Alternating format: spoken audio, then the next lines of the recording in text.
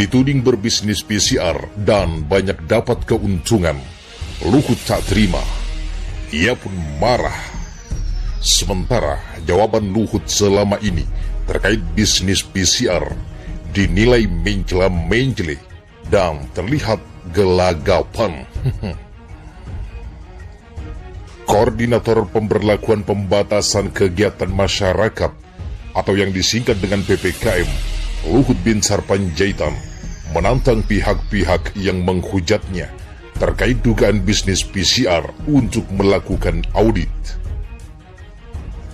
Hal itu disampaikan usai Menteri Koordinator Bidang Kemaritiman dan Investasi, Menko Marves tersebut, dituding mencari keuntungan di tengah pandemi COVID-19. Hujatan pun membanjiri usai ditemukan adanya nama perusahaannya tercatat sebagai pemegang saham di salah satu laboratorium tes PCR di tanah air. Luhut Binsar Panjaitan pun dituding mengambil untung karena adanya rencana kewajiban tes PCR di semua moda transportasi. Tanpa geram dengan para penghinanya, dia pun menantang mereka untuk melakukan audit. Kan apa susahnya sih, lu audit aja tuh. Selesai. Ngapain mulutmu capek-capek nyumpahin orang, padahal kamu sendiri belum tentu nyumbang. Belum tahu di mana kamu waktu tadi rame-rame COVID itu, kata Luhut Binsar Panjaitan, seperti dikutip pikiranrakyat.com dari kanal YouTube Deddy Corbuzier pada Rabu 10 November 2021. Dia pun menceritakan awal mula dirinya bisa memiliki saham di laboratorium tersebut. Ini sebenarnya gini, waktu rame-rame itu, Seto bilang ke saya, kan Seto pembantu dekat saya. Tiba-tiba, Pak, nih kita bantu aja masalah pengadaan PCR, alat-alat dan sebagainya. Berlanjut, supaya nanti bisa disumbangin kemana-mana. Ya sudah, minta aja sama CIO perusahaan, tutur Luhut Binsar Panjaitan. Dia kemudian ditanya, dari mana sumber uang yang digunakan untuk membantu pengadaan alat tes COVID-19 tersebut? Dari perusahaan saya, duit saya itu nyumbang. Tetapi kan gak enak yang dibuat tangan kiri dikasih tahu dengan tangan kanan. Itu kan gak elok, ujar Luhut Binsar Panjaitan. Sementara politikus Partai Demokrat, Cipta Panca, mengomentari pernyataan Luhut Binsar Panjaitan terkait keterlibatannya dalam bisnis tes PCR. Cipta Panca menyoroti bantahan Luhut Binsar Panjaitan yang menurutnya mencela-mencele. Dalam keterangan tertulis, Cipta Panca menanggapi ucapan Chris Suamia yang bingung dengan perkataan Luhut Binsar Panjaitan soal keuntungan dari bisnis tes PCR yang diperuntukkan bagi masyarakat kurang mampu. Padahal sebelumnya, Luhut menegaskan bahwa ia tidak mengambil keuntungan sama sekali dari bisnis tes PCR tersebut. Kemarin, pernyataannya tidak ambil keuntungannya. Hari ini pernyataannya, keuntungannya untuk masyarakat tidak mampu, ujar Chris Suamia. Pernyataan Chris Suamia ini lantas dibalas oleh Cipta Panca yang mengatakan bahwa Luhut sudah gelagapan dalam menjawab tudingan tersebut. Udah gelagapan, opung jawabnya mencela-mencele, ujar Cipta Panca, seperti dikutip pikiranrakyatdepok.com dari cuitan di akun Twitter pribadi @panca66. Lebih lanjut, Panca mengatakan bahwa sebelumnya Menko Marves Luhut Binsar Panjaitan selalu tegas dan ngegas setiap menjawab tudingan-tudingan yang diarahkan padanya.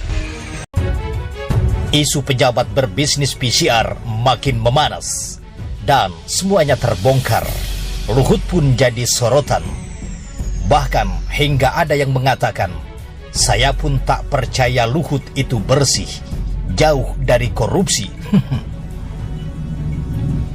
Pojok1.id, Jakarta. Ketua Majelis Jaringan Aktivis Pro Demokrasi Prodem Iwan Sumul menyebut tak percaya Luhut Binsar Panjaitan merupakan orang yang bersih dan tidak korupsi. Tulisan dari Agustinus Edi Kristianto berjudul Para Penikmat Cuan PCR yang dimuat Tempo telah meresahkan masyarakat.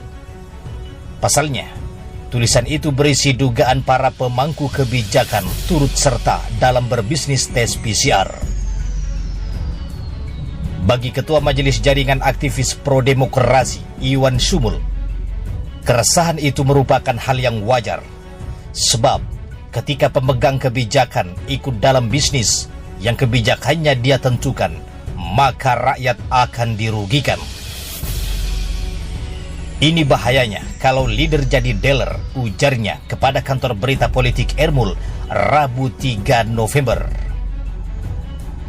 Salah satu yang menjadi sorotannya adalah Menteri Koordinator Bidang Maritim dan Investasi Luhut Binsar Panjaitan yang perusahaannya diduga terlibat dalam bisnis PCR.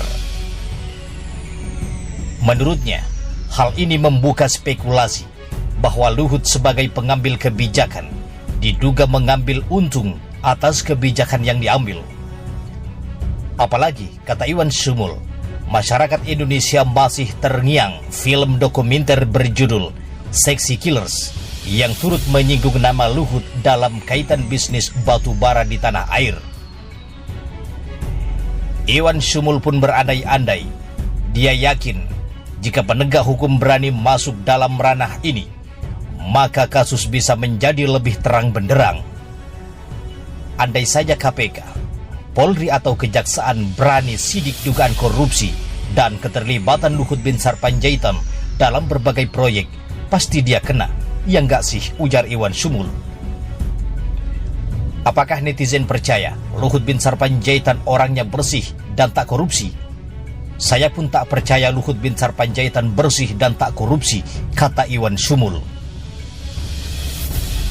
Bisnis PCR Luhut itu diketahui dijalankan oleh PT Genomik Solidaritas Indonesia atau PT GSI.